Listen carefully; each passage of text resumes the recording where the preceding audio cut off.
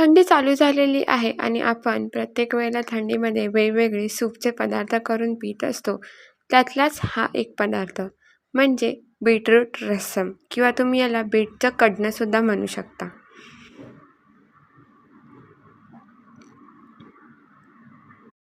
इथे मी एक बीट घेतलेला आहे.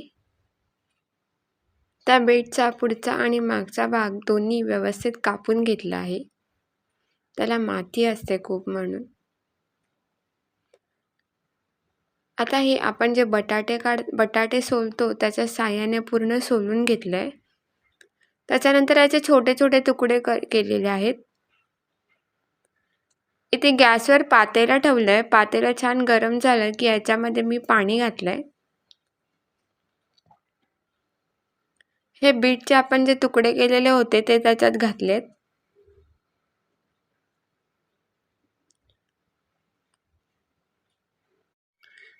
हे छान शिजवून घ्यायचंय. शिजवून म्हणजे पूर्ण शिजवून नाही घ्यायचंय. त्याचा रस पूर्ण त्याच्यात उतरला पाहिजे. तुम्ही बघू शकता या पद्धतीने. आता हे जे आपण बीटचे तुकडे केलेले होते ते एका मिक्सरच्या भांड्यात काढून मी ते वाटून घेणार आहे.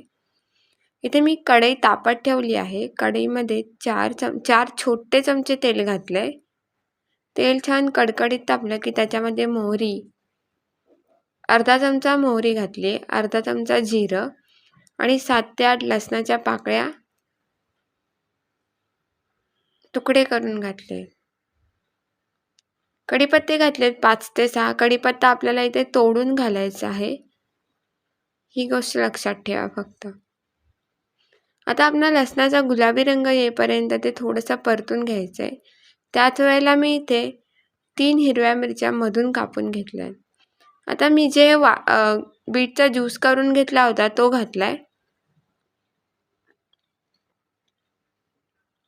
तुम्हाला जर हे रस्सम भाताबरोबर खायचं असेल तर तुम्ही ही कन्सिस्टन्सी ठेवू शकता. पण मला हे रस्सम प्यायचं आहे म्हणून मी याच्यामध्ये जे बीटचं आपण उकडून घेतलेलं पाणी होतं ते घातलंय.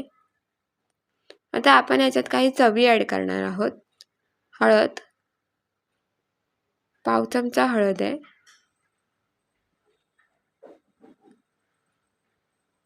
पाव चमचा धनेपूड,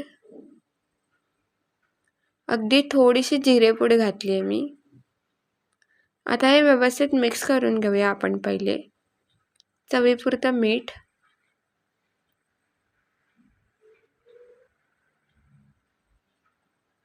पुन्हा एकदा मिक्स करते. इथे चाट मसाला घातला आहे मी, पण चाट मसाला घालताना जरा सांभाळून, कारण की आपण मीठ सुद्धा घातलेलं आहे. लहान मुलं जर खाणार असतील तर त्याच्यामध्ये मिरची न घालता तुम्ही थोडंसं लाल तिखट घालू शकता. आता ह्याच्यामध्ये मी चिंचेचा कोळ घातलाय, आंबट आणि तिखट चव ॲडजस्ट होण्यासाठी.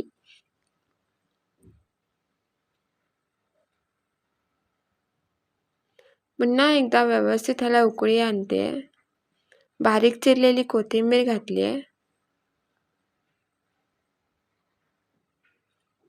आणि सगळ्यात शेवटी काळी मिरी पावडर घातली आहे, पाव चमचा.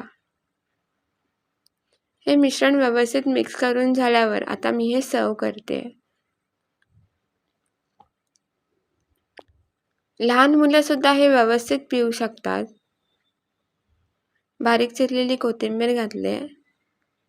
या पद्धतीने आपलं बीटरूट रसम तयार झालेला आहे. व्हिडिओ आवडल्यास लाईक, शेअर आणि सबस्क्राईब करायला विसरू नका आणि रेसिपी कशी वाटली हे नक्की कमेंट करून सांगा.